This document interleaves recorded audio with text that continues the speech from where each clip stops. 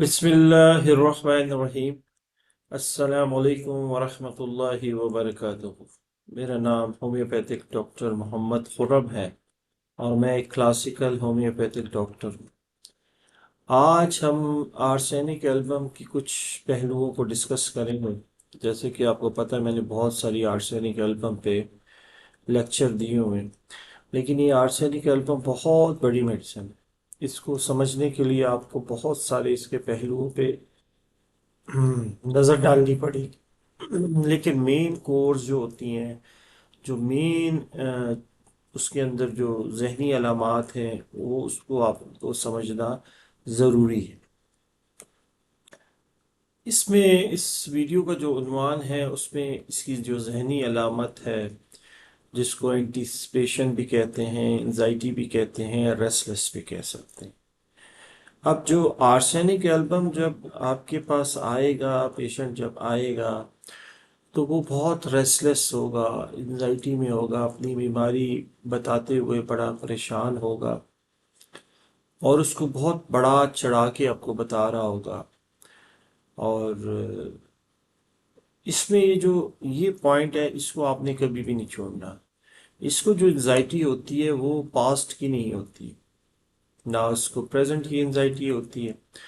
اس کو جو انزائٹی ہوتی ہے وہ فیوچر کی ہوتی ہے۔ یہ چیز آپ نے بہت زیادہ مد نظر رکھنی ہے کہ جو آپ کے پاس پیشنٹ آ رہا ہے وہ انزائٹی کس سچویشن کے بارے میں بیان کر رہا ہے۔ وہ پریزنٹ کے بارے میں بتا رہا ہے یا وہ پاسٹ کی کوئی بات لے کے اس کو انزائٹی بار بار تنگ کرتی ہے یا وہ ریسٹلیس ہونا شروع ہو جاتا ہے۔ اصل میں اس کی جو انزائٹی ہوتی ہے وہ فیوچر کی ہوتی ہے۔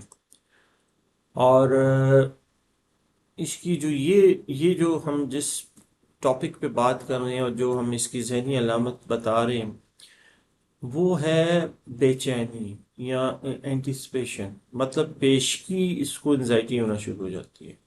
مثال کے طور پہ یہ کسی نے اس کے ذمے کوئی کام لگایا ہے یا اس نے کسی سے ملنے جانا ہے ایک دن کے بعد، تو اس کو اس وقت تک انزائٹی رہے گی جب تک وہ اس جگہ تک نہیں پہنچ جائے، اس بندے سے ملنے کے لیے نہ چلے جائے۔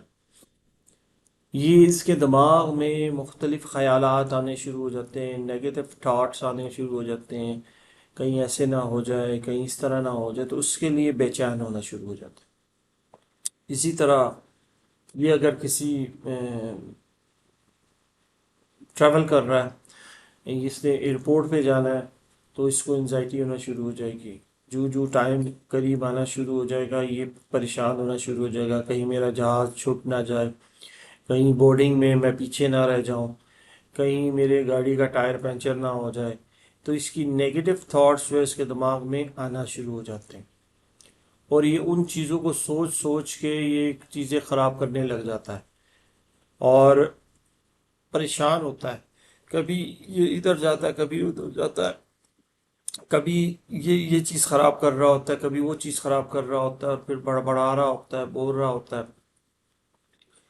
یا اس نے کسی انٹرویو میں جانا ہوتا ہے تو اس انٹرویو کی تیاری اس سے نہیں ہوتی، یہ پریشان ہو جاتا ہے کہ جو میں پڑھ رہا ہوں یا جس چیز کا میں انٹرویو دے رہا ہوں یہ اس سے تیاری اس لیے نہیں ہو رہی ہوتی کہ کہیں مجھ سے انٹرویو لینے والے نے اگر یہ سوال پوچھ لیا اور مجھے نہیں آتا ہوا تو پھر میں کیا کروں گا، میں تو پھر فیل ہو جاؤں گا یا میں سلیکٹ نہیں ہوں گا۔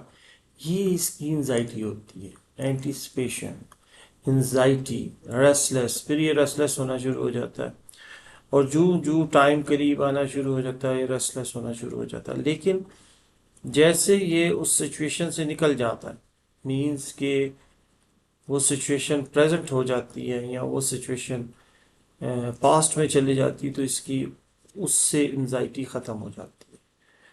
تو یہ ایک بہت بڑا ایک سمجھ لیں سمٹم ہے، یہ ایک کور ہے آرسینک ایلبم کی۔ اس کو آپ سمجھنے کی کوشش کریں کہ اس کی جو انزائٹی ہے وہ فیوچر کی ہوتی ہے اور اس کو لے کے یہ نیگیٹو تھاٹس لیتا ہے اور اس سے یہ ذہنی طور پہ بھی ریسلس ہو جاتا ہے اور جسمانی طور پہ بھی ریسلس ہو جاتا ہے. تو یہ ایک چھوٹی سی ویڈیو میں کوشش کروں گا چھوٹی چھوٹی ویڈیوز بناؤں تاکہ اس کو سمجھنے میں پارٹ وائز سمجھنے میں آپ کو آسانی ہو جائے. چلیں جی دعا کریں اللہ تعالیٰ ہم سب کے دونوں جہان بنا کے رکھے، دونوں جہانوں میں جو بہتر ہے نصیب کرے، جو نہیں ہے ہم سے دور کر دے. اللہ حافظ.